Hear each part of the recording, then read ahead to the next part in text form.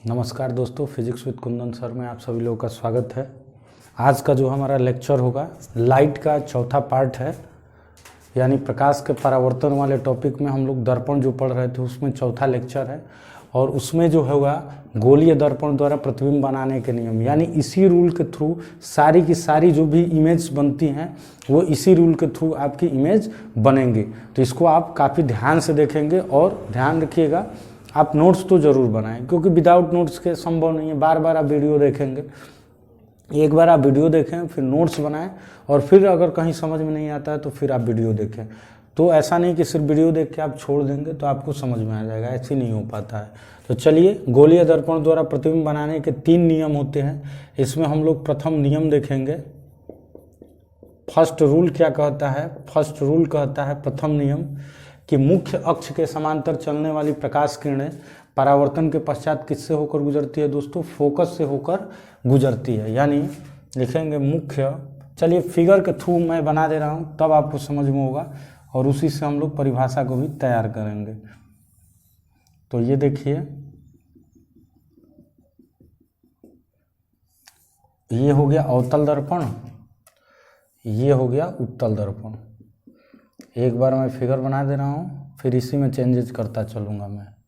ये पी हो गया, ये पी, ये हो गया अवतल दर्पण,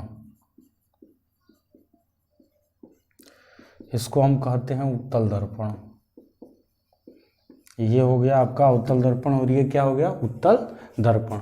तो अब देखिए क्या होगा कि फोकस है यानी मुख्य अक्ष के समांतर, पहला रूल कहता है कि मुख्य अक्ष के समांतर, यानी ये मुख्य अक्ष है, इसके पैरेलल कोई किरण जाती है तो जो परावर्तित होती है तो कहाँ से होकर गुजरती है दोस्तों?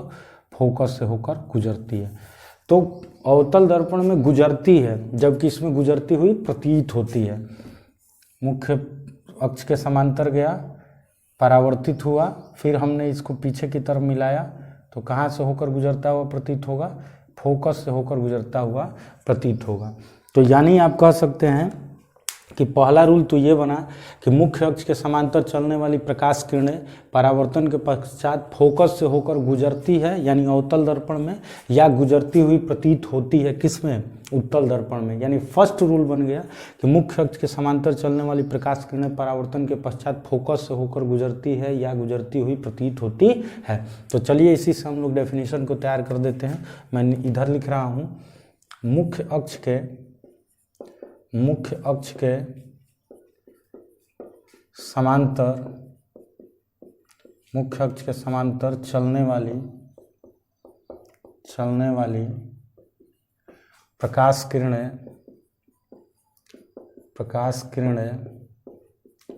किरणें परावर्तन के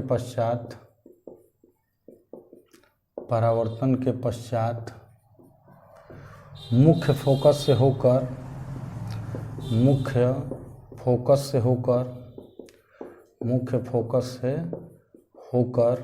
गुजरती है, मुख्य फोकस से होकर गुजरती है या गुजरती हुई प्रतीत होती है, या गुजरती हुई प्रतीत होती है।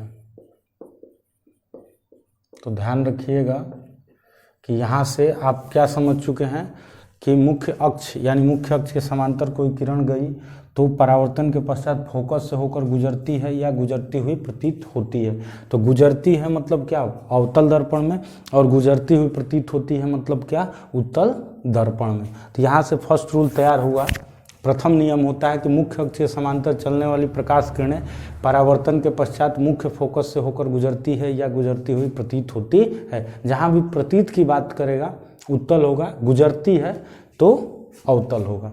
इस तरीके से ये फर्स्ट रूल क्लियर हो चुका है। तो चलिए आप देख लीजिए इसको, इस रूल को देख लीजिए, फिर मैं सेकंड रूल की तरफ चलता हूँ। चलिए, उम्मीद करता हूँ आप लिख लिए होंगे। इसका स्क्रीनशॉट लेके भी आप लिख सकते हैं।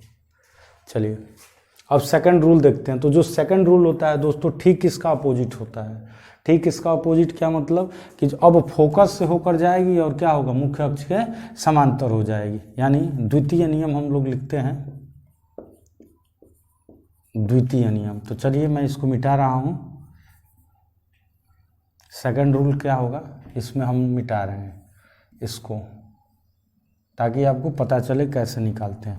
अब कह रहा है दूसरा नियम कहता है कि फोकस से होकर, यानी ऐसे आप गुजारें, ये फोकस से होकर जा रही है कोई प्रकाश किरणें, फोकस से होकर जाने वाली प्रकाश किरणें परावर्तन के पश्चात क्या होती है, मुख्य अक्ष के समांतर हो जाती है। यानी फोकस से गई और क्या हो गई, मुख्य अक्ष के समांतर हो गई। यानी आप कह सकते हैं कि मुख्य फोकस से होकर जाने वाली प्रकाश किरणें परावर्तन के पश्चात क्या होती है, मुख्य अक्ष के समांतर हो जाती है।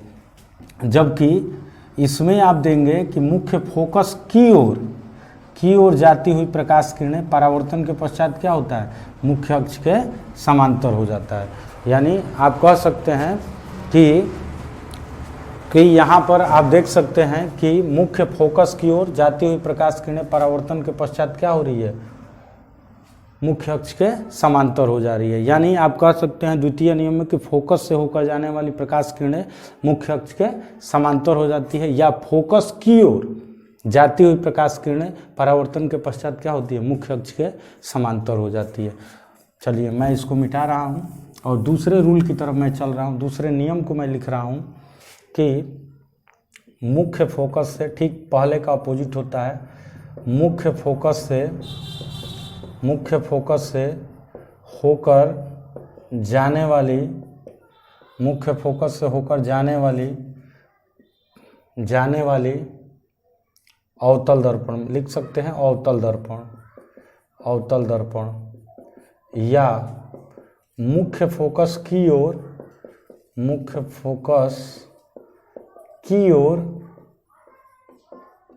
जाने वाली, मुख्य फोकस की ओर जाने वाली, यानी उत्तल दर्पण, मुख्य फोकस से होकर, यानी ये होकर जा रही है, जबकि की जाने वाली प्रकाश किरणें परावर्तन के पश्चात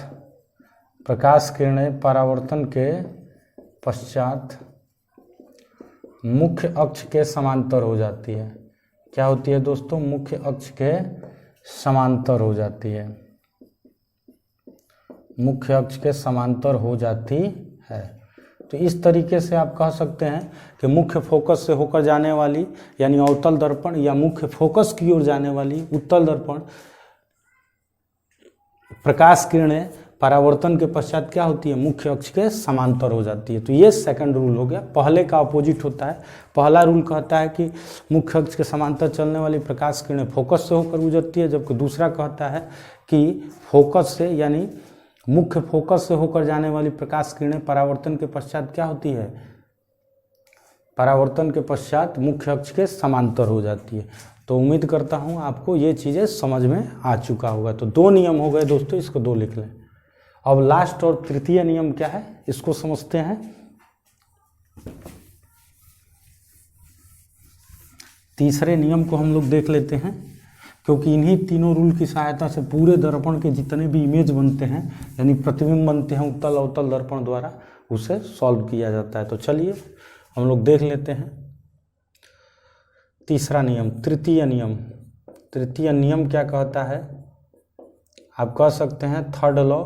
तो आप फिगर बनाएं यहाँ से, तो इसमें हम कहते हैं कि वक्रता केंद्र से होकर जाने वाली प्रकाश किरणें परावर्तन के पश्चात पुनः लौट जाती है। यानी अगर सी से कोई प्रकाश किरण जाती है तो टक्कर के पास पुनः लौट जाती है। इसमें भी वही कंडीशन कि सी की ओर जाने वाली प्रकाश किरणें जाती नहीं है, लेकिन मिलाने का प्रयास करते हैं। तो सी की ओर जाने वाली प्रकाश किरणें परावर्तन के पश्चात क्या होती है, मुख्य अक्ष के समांतर हो जाती है। ये हो गया अवतल, ये हो गया उत्तल।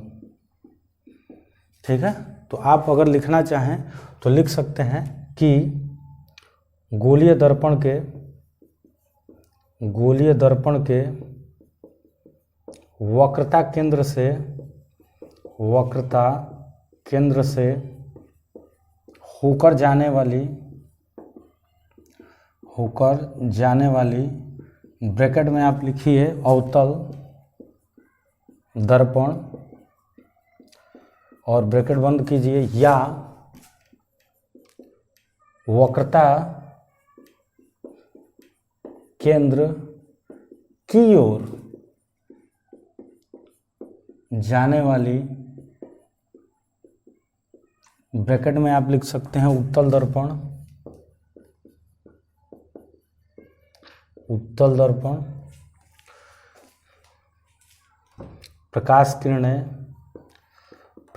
किरणें परावर्तन के पश्चात क्या होती है, पुनः उसी रास्ते पर लौट जाती है। परावर्तन के पश्चात पुनः वक्रता केंद्र पर ही लौट जाती है, या पुनः उसी रास्ते पर लौट जाती है, यानी जिस रास्ते से आती है उसी रास्ते पे पुनः लौट जाती है। तो इस तरीके से दोस्तों तीनों रूल आपके कवर हो चुके हैं। फर्स्ट रूल एक बार मैं रिवाइज कर दे रहा हूँ, आप ये लोग एक बार देख लीजिए। फर्स्ट रूल मैं रिवाइज कर दे रहा हूँ। प्रथम रूल कहता है कि मुख्य अक्ष के समांतर चलने वाली प्रकाश किरणें परावर्तन के पश्चात फोकस से होकर गुजरती है। सेकंड कहता है कि मुख्य फोकस से होकर जाने वाली प्रकाश किरणें मुख्य अक्ष के समांतर हो जाती है। और थर्ड कहता है कि वक्रता केंद्र से होकर जाने वाली प्रकाश किरणें टकराकर यानी परावर्तन के पश्चात पुनः वक्रता केंद्र से ही लौट जाती है, यानी उसी मार्ग पर, उसी पथ पर, उसी रास्ते पर लौट जाती है। तो यही तीन रूल है, और इन्हीं तीनों रूल की सहायता से हम लोग सारी चीज़ों को हम लोग क्या करेंगे दोस्तों, डिफाइन करेंगे, यानी इमेज बनाएंगे। तो जो आगे वाला लेक्चर होगा, यानी 5वां जो लाइट का लेक्चर होगा, वो लेक्चर होगा आपका इमेज बनाना, यानी उत्तल दर्पण या और अवतल दर्पण द्वारा प्रतिबिंब का बनना। ठीक है, तो उत्तल और अवतल दर्पण द्वारा प्रतिबिंब के बनने को हम लोग क्या कर लेंगे, पढ़ेंगे। अगले लेक्चर में मैं उसको लेकर आऊँगा, लेक्चर नंबर 5 होगा, यानी लाइट का 5वां हिस्सा होगा। तो इस तरीके से दोस्तों ये टॉपिक क्लियर हुआ। फिर भी अगर आपको कहीं प्रॉब्लम आ रही है तो आप कमेंट बॉक्स में ज़रूर लिखें, आपकी प्रॉब्लम दूर की जाएगी अलग वीडियो बनाकर। तो आप वीडियो को ज़्यादा से ज़्यादा लाइक करें, सब्सक्राइब करें और शेयर करें। थैंक्स। ओके।